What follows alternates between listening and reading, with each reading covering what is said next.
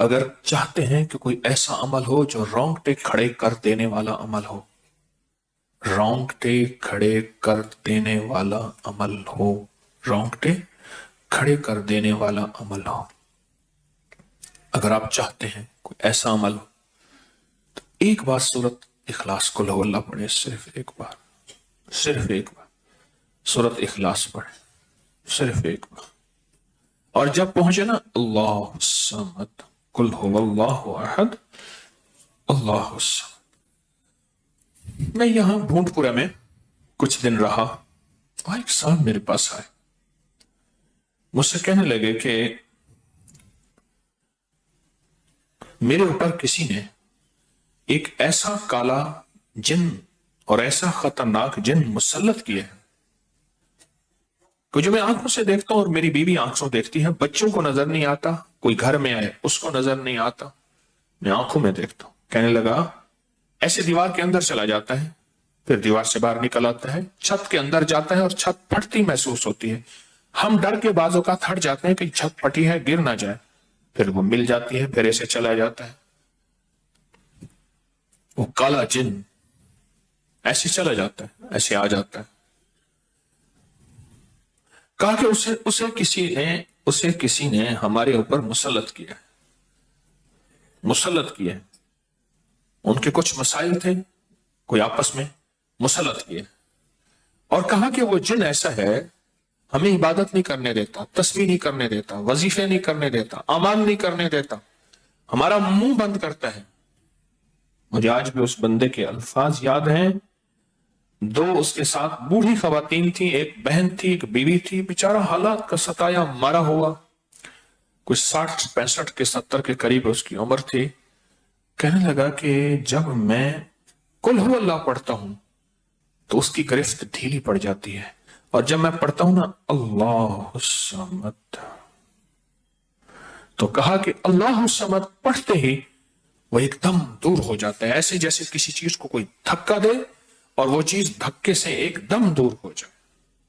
اللہ الصمد، ایک دم وہ دھکے سے ایک دم کوئی دور ہو جائے. کہا کہ ایسے ہی ہوتا ہے اللہ الصمد، اور کہا کہ بس یہی وظیفہ جو ہے، کہا کہ مجھے مفید ہوا ہے، موافق ہوا ہے یہی وظیفہ.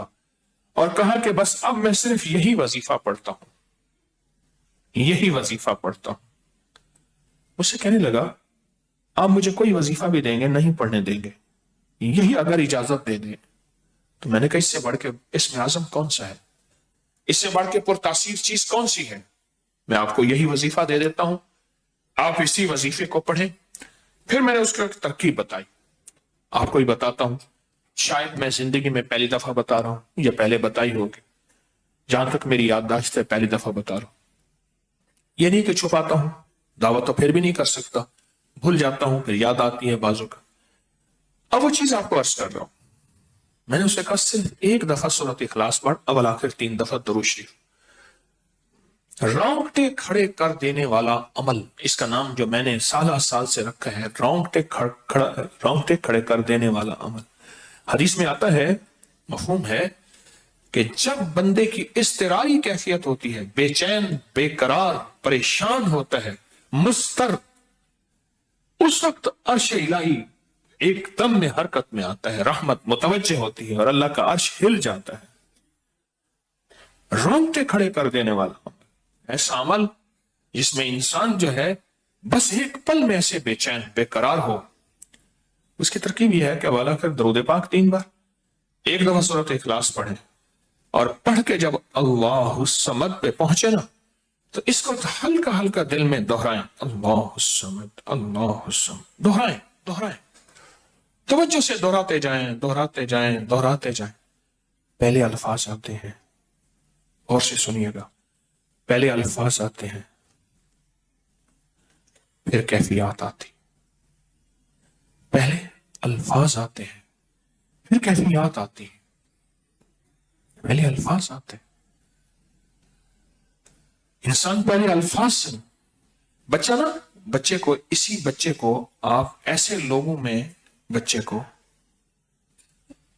ایسے لوگوں کے ساتھ پلنے کے لیے جو بول نہیں سکتے. بچہ کبھی نہیں بولے گا, وہ کہاں کرے گا, کرے گا, بول نہیں سکے گا, کیونکہ بچہ الفاظ چنتا ہے, پھر وہ الفاظ بولتا ہے. پہلے الفاظ ہوتے ہیں. کسی نے پوچھا, حضرت میرا دل ذکر نہیں کرتا, بس زبان سے کرتا ہوں. کہا مبارک ہو, اللہ نے جسم کے ایک حصے زبان کو قبول کر لیا ہے, اس کو نہ چھوڑنا, ایک وقت آئے گا دل بھی قبول ہو جائے گا. ایک وقت آئے گا دل بھی قبول ہو جائے گا. اس زبان والے ذکر کو نہ چھوڑنا, ایک وقت آئے گا دل بھی قبول ہو جائے گا. اس کو نہ چھوڑنا, اس کو نہ چھوڑنا. حقیقت کہہ رہا ہوں. میں نے اس سے کہا کہ ایک ایسا کام کر, تنہائی میں بیٹھ, اور تنہائی میں بیٹھ کے نا بس صرف تو ہو, اللہ ہو اور بندہ ہو. تنہائی میں بیٹھ, اور تنہائی میں بیٹھ کر, تنہائی میں بیٹھ کر آپ نے ذکر کرنا. تنہائی میں بیٹھ کر آپ نے ذکر کرنا, تنہائی میں بیٹھ کر, اور اللہ الصمد کی ضربیں لگانی ہے دل پہ, دل پہ, دل. پڑھنی صرف ایک دفعہ سورۃ اخلاص ہے, اور جب دیکھیں نا رونگٹے کھڑے ہو گئے ہیں, اور انگ انگ میں سے آنسو بہنا شروع ہوئے ہیں, آنکھوں سے, آنسوں سے, اور دل سے, اور کیفیات سے, ہر جسم کا حصہ اللہ کی طرف متوجہ ہو گیا ہے. ہر دل کا حصہ, ہر جسم کا حصہ, ہر رگ رگ رگ رگ رگ رگ اللہ کی طرف متوجہ ہو گئی ہے. تو پھر اللہ کے ساتھ تعلق بنا, اور اپنی مراد, اپنی آس, اپنی امید اللہ کے سامنے پیش کر. اپنی مراد, اپنی آس, اپنی امید اللہ کے سامنے پیش کر, اور اللہ الصمد کو دوہرا دوہرا دوہرا دوہرا دوہرا. یہ جو جنگلوں میں کہتے ہیں چلا کیا فلاں بابا جی نے, پہاڑوں کی غاروں میں چلا کیا فلاں بابا جی نے, کنووں کے اندر چلا کیا, ابھی بھی ایسے کنویں موجود ہیں جس کے نیچے اتر کے پانی بھرتے تھے. اس کو ہمارے برے صغیر کی زبان میں باولی کہتے ہیں. اس میں نیچے جا کے پانی بھرتے تھے. میں نے بخارا کے اندر دیکھا, اور کئی جگہ دیکھا, ٹھٹھا میں بھی ابھی وہ ہیں, ٹھٹھا میں لیکن خشک ہو چکے ہیں, نیچے جا کے پانی بھرنا. ان کنووں کی گہرائیوں میں جا کے, تنہائیوں میں بیٹھ کے, خشک کنووں میں اللہ الصمد اور ذکر. اس کی وجہ اندر تنہائیوں میں. یا پھر کیا کیا, کہا کہ روئی کا تھوڑا سا گیلا کر, اور پیسی ہوئی کالی مرچیں اس میں ملا, اور کانوں میں ڈال کہ کوئی آواز کانوں تک نہ پہنچے. میری اماں رحمت اللہ علیہ کے پاس طوطا تھا, تو اس طوطے کو کلمہ پڑھاتی تھی. رات کو پڑھا پڑھا کے نا اس کے کانوں پہ موم لگا دیتی تھی. میں نے خود دیکھا, کانوں پہ موم لگا دیتی تھی کہ ساری رات اس کے کانوں میں, ساری رات اس کے کانوں میں اور کوئی آواز نہ جائے. جاگ رہے, اور کوئی آواز نہ جائے. اچھا ایسا کرتے رہے کرتے رہے. میں نے خود دیکھا کچھ عرصے کے بعد اس نے کلمہ پڑھنا شروع کر دی. ایسے ہی ہم اگر مشق کریں, جانور کی مشق ہو جائے تو اس کو کلمہ زبان پہ آ جاتا ہے. اگر ہم کبھی بھی کسی جنگل ویرانے میں, کبھی گھر کی تنہائیوں میں, کبھی کہیں بھی ایک دفعہ سورۃ قل ہو اللہ پڑھیں, اور ایک دفعہ سورۃ اخلاص پڑھیں, اور ایک دفعہ سورۃ اخلاص پڑھیں, لیکن اللہ الصمد کو بہت زیادہ دوہرائیں. اصل میں اللہ میں نقطہ نہیں, صمد میں نقطہ نہیں. یہ حروف صوامت ہیں, یہ بے نقطہ حروف ہیں, اور ان بے نقطہ حروف میں بہت طاقت بھی ہے, بہت تاثیر بھی ہے, بہت کمال بھی ہے. اللہم اغفر لی ولوالدی وللمؤمنین والمؤمنات والمسلمین والمسلمات. آپ اس وظیفے کو اٹھائیں, اس میں ذرا چنیں کہ بے نقطہ حروف کتنے ہیں. آپ کو ایک حیرت ہوگی, اور آپ کو حیرت ہوگی کہ اچھا یہ کیا ہے.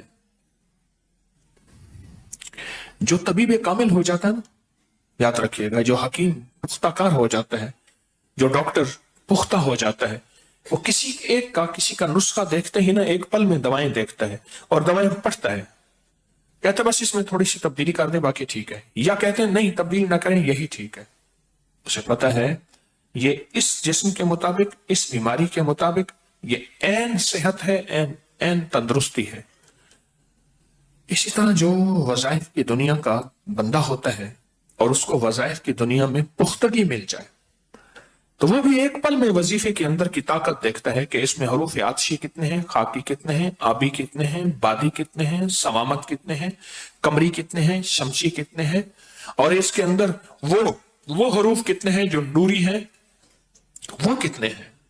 ایک پل کے اندر اسے وظیفے کی طاقت اور تاثیر، اور ایک پل کے اندر اس کے کمالات اس کے اندر کھل جاتے ہیں۔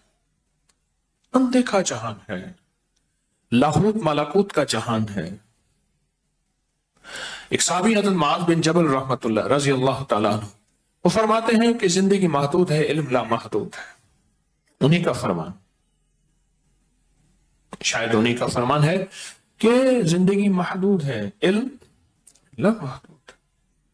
تو جو علم لا محدود ہے اس کو ہم نے اپنی عقل سے سمجھنے کی کوشش کریں، اپنے شعور سے سمجھنے کی کوشش کریں، اپنے احساس اور ادراک سے سمجھنے کی کوشش کریں تو نہیں سمجھ سکتے۔ علم ہے ہی لا محدود، اس کی حد نہیں ہے۔